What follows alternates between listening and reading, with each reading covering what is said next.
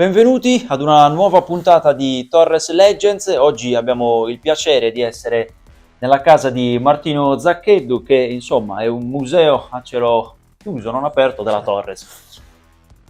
sì, sì, ho tutti i ricordi qua, perché sono tanti a casa, non ci starebbero bene, dai.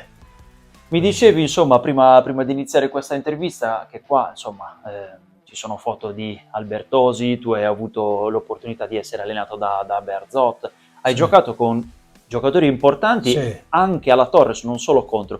Ci vuoi raccontare qualche aneddoto di Beh, questo tipo? giocatori che poi sono andati in Serie A, sia Cucureddu, Valeri, Gelli e qualche altro anche che adesso magari sfugge. E quindi in Torre sono passati dei giocatori e poi Gemelli Piga anche, che hanno giocato 2 anni con me. Quindi anche loro poi hanno preso il volo lì da Sassari.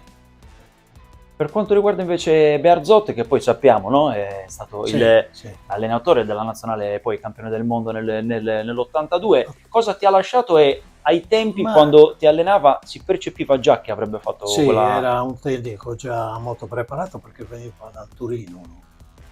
Comunque poi anche quando ha allenato la nazionale è capitato di trovarci in aeroporto e mi ha salutato, mi ha riconosciuto e quindi ci siamo salutati ricordando quei vecchi tempi, perché poi sono stato l'unico sardo lì con il portiere che ha giocato a Prato, fuori. Certo, Quindi, certo. Invece poi, tra tutte queste splendide foto, insomma, c'è un amichevole con la Juventus, sì, c'è Cuccureddu, non sono in tanti alla Torres, anzi sono pochissimi quelli che possono dire di aver giocato contro la Juventus. Se ci vuoi raccontare quell'aneddoto e anche qualcos'altro che ti ha... beh, di quelli lì, sì, adesso ne sono rimasti pochi perché è rimasto Paolo e mi sembra che, perché poi gli altri erano andati tutti via, chi è andato a Cagliari, chi è andato a Ferrara, chi è andato a Terni, quindi praticamente quella squadra lì, poi vinto il campionato, 5-6 hanno preso il volo, sono andati tutti nelle serie superiori. Certo. Tu poi hai un figlio che assieme a te ha condiviso una bellissima soddisfazione, no? È quella di vincere un qualcosa Sì, con la Torres, prima tu e poi lui. sì. Io ho vinto il campionato dalla Serie D alla Serie C e lui l'ha vinto dalla promozione all'eccellenza. E sono insomma belle Insomma, soddisfazioni, direi, non per e abbiamo tutti. fatto qualche amichevole anche assieme, dai.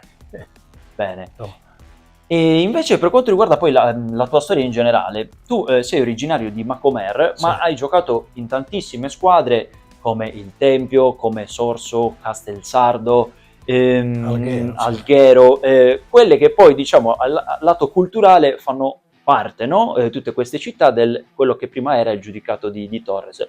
C'è un qualcosa di particolare a livello culturale di queste città che ti ricordi che ti ha lasciato nel Ma tempo? forse anche perché ero giovane, Tempio.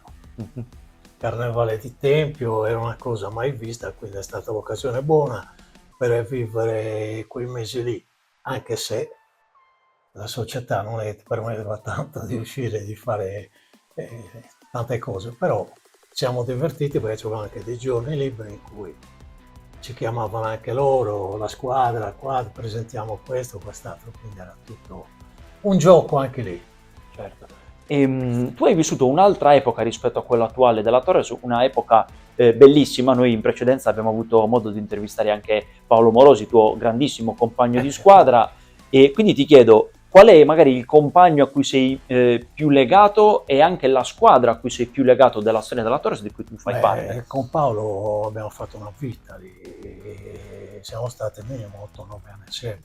Io sono arrivato un anno prima di lui e lui ha smesso 2 anni prima di me. Insomma, però siamo stati assieme tanti anni, eravamo amici di famiglia e tutto quanto. Trovavo benissimo con Paolo. Poi anche gli altri, però purtroppo qualcuno è venuto a mancare, quindi e da poco anche, però sono rimasto un po' legato alle famiglie. Certo. E la squadra invece è, non dico più forte, ma quella che ha dato le maggiori sensazioni, le maggiori emozioni anche al popolo torresino. Ma forse è la squadra del 67-68, che avevamo proprio una bellissima squadra, che siamo arrivati nelle prime posti delle classifiche, non so se era dal sesto al decimo posto, ottavo posto, una cosa del genere. Abbiamo vinto il campionato in Cesena, sempre il Cesena in mezzo alla torre. Sempre, cioè è ricorrente, è ricorrente comunque. Proprio sembra fatta apposta, dai. Proprio, sì. E poi ti volevo chiedere anche da portiere, no? La Torres comunque ha avuto nella sua storia grandi portieri, Sì, ovviamente sì. tu fai parte di questi. Ci vuoi un po' raccontare quello che pensi anche di aver rappresentato per la storia della Torres e anche altri portieri a cui tu sei... Io ero legato molto a Salvino Biaggi, perché io quando sono arrivato lì a 18 anni e mezzo, lui era il titolare e quindi ho imparato molto da lui. Era fortissimo, era proprio... E quindi dopo che ha smesso lui, poi ho preso io. Però mi ha lasciato un bel ricordo, proprio tecnicamente e moralmente. Un'ultima, se dovessi fare un nome che rispecchi la storia della Torres, di giocatori che sono stati tuoi compagni di squadra o allenatori, quale faresti che incarna la storia della Torres non solo sul campo ma anche come valori? Beh, forse Paolo Amorosi, che ha fatto anche allenatore anche lui, quindi ha giocato ed è stato lui sempre fedele qua, non è voluto mai andare via, infatti. È voluto bene come te perché Sì, comunque nell'arco degli sì, anni beh, infatti, sì. avete dimostrato tanto al di fuori del campo. Magari io poi sono rimasto anche un po' più in vista per il lavoro che facevo, Certo. quindi ero sempre in mezzo alla gente, quindi Bene. bello. Grazie, grazie Martino, No, grazie mille.